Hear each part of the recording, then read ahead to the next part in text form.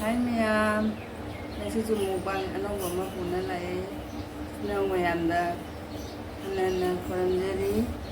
arana so kaya da suna kuya nasi mukbang se ni sobri thong mama lai ko yana hawai thong mama lai re yana lapu met mama lai re lapu ga hawai ga met mama yana thangjing mayang ba mana ka hapa ga je Anjing mayang mana yana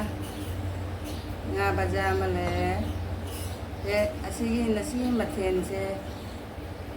sunyana sabira waina nasi mathen se puja rakpani sunya gi damakta nasi ge ha bagi sidi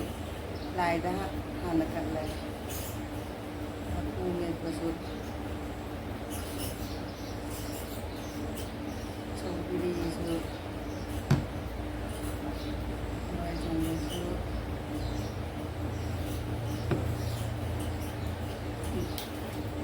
Nah, saya kat lagi tu.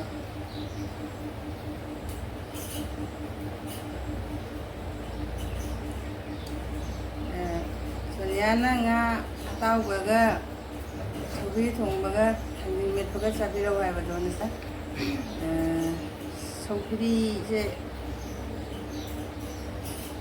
Subi se hana tahu lagi. Jadi lapu met pasti su apa ge. Thangjing jo hapage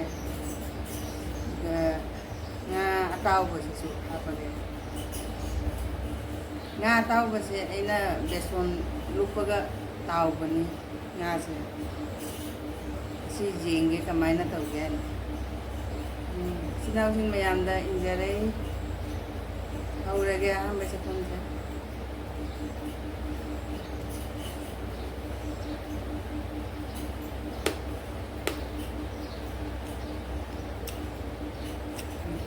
ya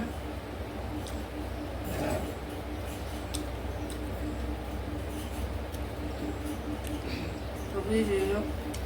hawe sobi je mi dikan je ini jam ha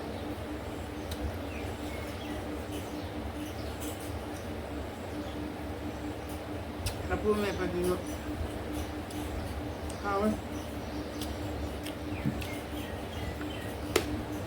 Anjing main punya main mana hati ni. Awal dulu awal ni. Awal kayak adik saja deh pun nasi di jam awal.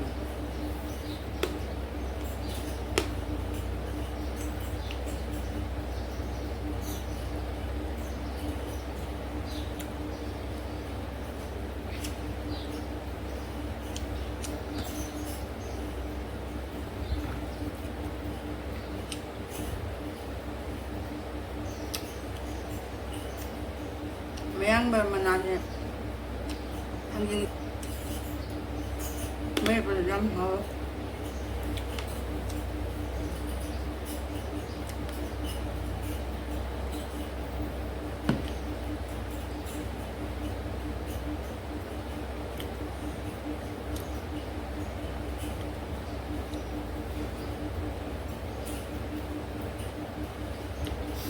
hawalnya siapa ada menjadi di hawalnya sama hawa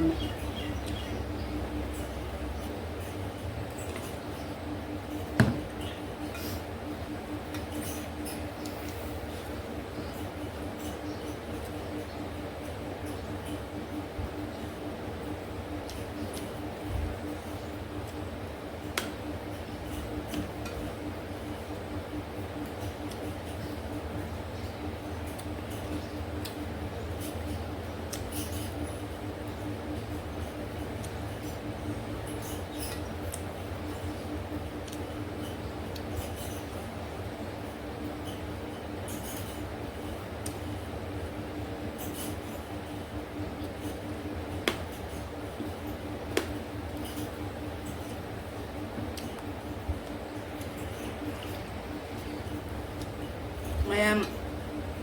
ai pung ma di ucha rakta re ra cha ba se na ne ai ut pa ngam ja rakta re matam cha ba da ꯄꯨꯜꯂꯛꯀꯅꯤ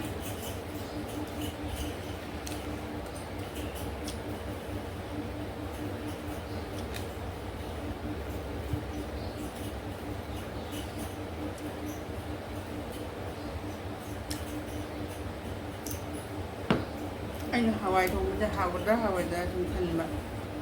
ꯁꯧꯒ꯭ꯔꯤꯗꯤ ꯄꯥꯝꯖꯕꯅꯤꯅ ꯍꯥꯎꯅꯤ ꯁꯨꯝ ꯈꯜꯂꯤ ꯍꯋꯥꯏꯁꯦ ꯌꯥꯝ ꯄꯥꯝꯗꯕꯅꯤꯅꯅꯦ ꯍꯋꯥꯏꯁꯦ ꯍꯥꯎꯒꯗ꯭ꯔꯥ ꯍꯥꯎꯔꯣꯏꯗ꯭ꯔꯥ ꯈꯟꯒꯟꯗꯧꯕ ꯍꯥꯎꯗꯤ ꯌꯥꯝ ꯍꯥꯎꯔꯝꯃꯤ ꯑꯩ ꯏꯆꯥꯅꯨꯄꯥꯗꯤ ꯍꯋꯥꯏ ꯌꯥꯝ ꯄꯥꯝꯃꯤ ꯃꯥꯗꯤ hawai thùng thì là tự định sang bạn hawai thùng này đấy những cái hawai thì hawai